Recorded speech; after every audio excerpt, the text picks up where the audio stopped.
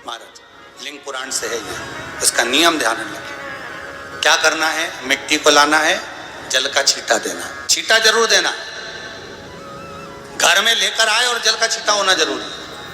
2 दिन तक 3 दिन तक मिट्टी रखी हुई है और उसके बाद अगर आपने पानी का छींटा नहीं दिया है और आपने डायरेक्ट मिट्टी को गला दिया और उसके बाद बनाया तो उसका कोई प्रमाण नहीं। जल का छींटा अवश्य, फिर उसको रख दें।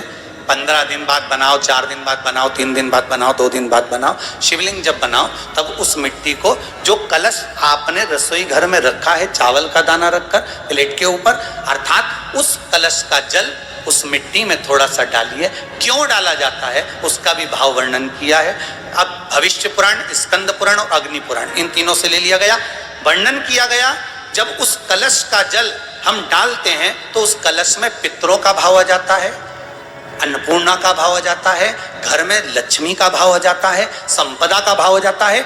पूरे 24 घंटे के अंदर एक क्षण के लिए रसोई घर में 33 कोटि देवता आते हैं, तो वो देवता का सारा भाव उस कलश के अंदर आ जाता है। और वो जल जब हम उस मिट्टी में मिलाते हैं तो गंगा, यमुना, सरयू, सरस्वती, ये 33 कोटि देवता में, तो इन सब का आनंद उस जल में आ जाता है। और वो जल जब हम मिट्टी में मिलाते हैं तो मिट्टी पवित्र हो जाती है, स्वयं कैलाश अधिपति को स्वीकार करने के लायक हो जाती है, निर्मित करने के लायक हो जाती है। शिवलिंग का निर्माण। अब शिवलिंग का निर्माण कैसे करना, मिट्टी में गला दिया पानी में।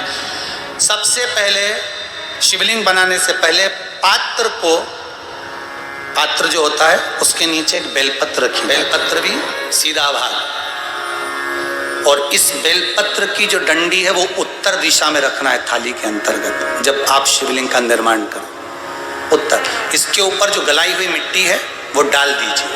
और डालने के बाद सबसे पहले शिवलिंग का स्वरूप बनाना है। सबसे पहले नीचे की जलाधारी नहीं बनाना, क्या बनाना है, शिवलिंग का स्वरूप बनाना।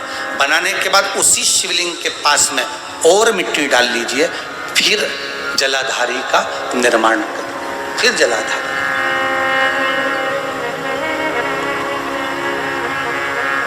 शिवलिंग जलाधारी निर्मित हो गई। शंकर जी का संपूर्ण परिवार शिवलिंग में रहता है, आपको पहले भी कहा। भगवान भूत अधिपति भूतेश्वर, भगवान शिव का संपूर्ण परिवार शिवलिंग में, पहले भी कथा में कहा। निर्माण को मिट्टी लाए, स्वच्छ जगह की, जल का छींटा दिया, रखा। जब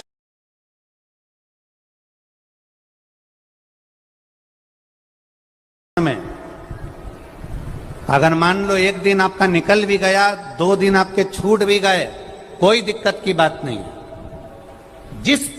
जो पेड़ तुम्हारे यहां लगा हो, जो पौधा तुम्हारे यहां लगा हो, जो वृक्ष तुम्हारे यहां लगा हो, जो क्यारा तुम्हारे यहां हो, कुंडी तुम्हारे यहां हो, उसी की मिट्टी को, उसी के पेड़ के नीचे, उसी पौधे के नीचे, उस मिट्टी को थोड़ा सा हाथ से उसको उठाकर एक लिंग की आकृति बना ले। उसमें जलाधारी बनाने की जरूरत नहीं, केवल लिंग की आकृति बनाकर उसी की पूजन वहीं कर कर, पानी चढ़ाकर 15 से 20 मिनट बाद अपना काम करने के बाद उसी को उसी मिट्टी में विसर्जन कर दें, अपनी कामना कर कर। देव अधिदेव महादेव 2 महीने के बाद क्या देगा ये वही जान सकता है। सोमवार के दिन तू मेरे मंदिर के दरवाजे पर चौखट पर बैठ जाना, और दूसरा प्रतिदिन शाम के समय पर तू बेलपत्री के पेड़ के नीचे बैठ जाना।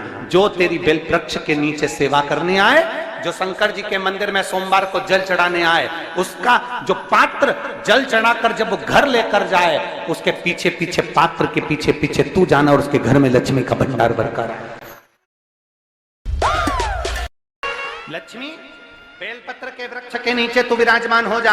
उस बेलपत्र के वृक्ष के नीचे जो बुआरी लगाए, सेवा करे, चाकरी करे, एक बेटी को जैसे बड़ा करते हैं वैसे बेलपत्री के वृक्ष को जो बड़ा करे, बेलपत्री के वृक्ष का जो पालन करे, पोषण करे, उसकी संभाल करे, उस बेलपत्री के वृक्ष को जैसे जैसे वो उन्नति करे वैसे वैसे उसके घर में समृद्धि बढ़ते जाए। उस जिसका खुद का मकान नहीं है, खुद का मकान नहीं हो, किराए के मकान में रहते रहते जिंदगी बीत रही, खुद का नहीं,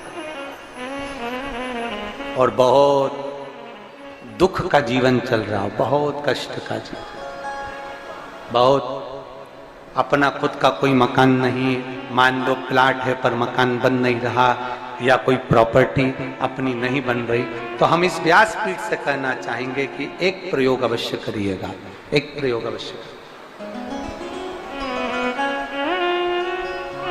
अपने आसपास के 5-6 बेलपत्र के वृक्ष देख लीजिए।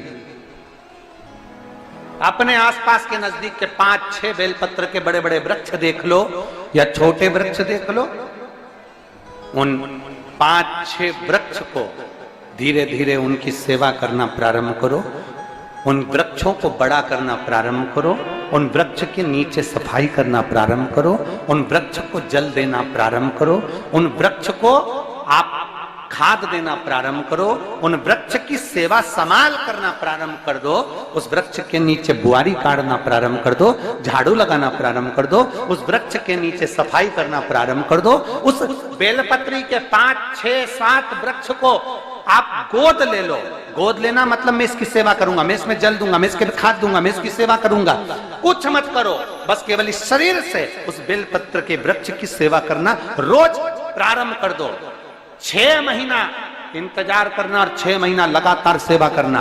7वां महीना आपका और हमारा, और बताना कि भोलेनाथ ने प्रॉपर्टी दिलाई कि नहीं दिलाई और आगे बढ़ाया। शिवलिंग के निर्माण को मिट्टी लाए, स्वच्छ जगह की, जल का छींटा दिया, रखा। जब शिवलिंग बनाया तो एक कलश पानी पहले से 2 घंटा, आधा घंटा, 15 मिनट, 20 मिनट पहले उसको रख दिया। उसी पानी से उसको गीला करा। गीला करने के बाद उसका निर्माण सबसे पहले बेलपत्री, बेलपत्री के ऊपर मिट्टी, मिट्टी के ऊपर रखकर शिवलिंग का निर्माण, फिर जलाधारी का निर्माण, जलाधारी का निर्माण और शिवलिंग का निर्माण पूर्ण होने के बाद में फिर बाबा का सुंदर भाव से आप श्रृंगार करें, अभिषेक करें, पूजन करें। और एक बात याद रखना, पार्थिव शिवलिंग का अगर निर्माण करा है तो आपको वो पार्थिव शिवलिंग को रात्रि होने से पहले विसर्जन होना जरूरी है। हाँ, अगर कोई भी शिवरात्रि का दिन है तो फिर आप पूरी रात रख सकते हो। शिवलिंग के निर्माण को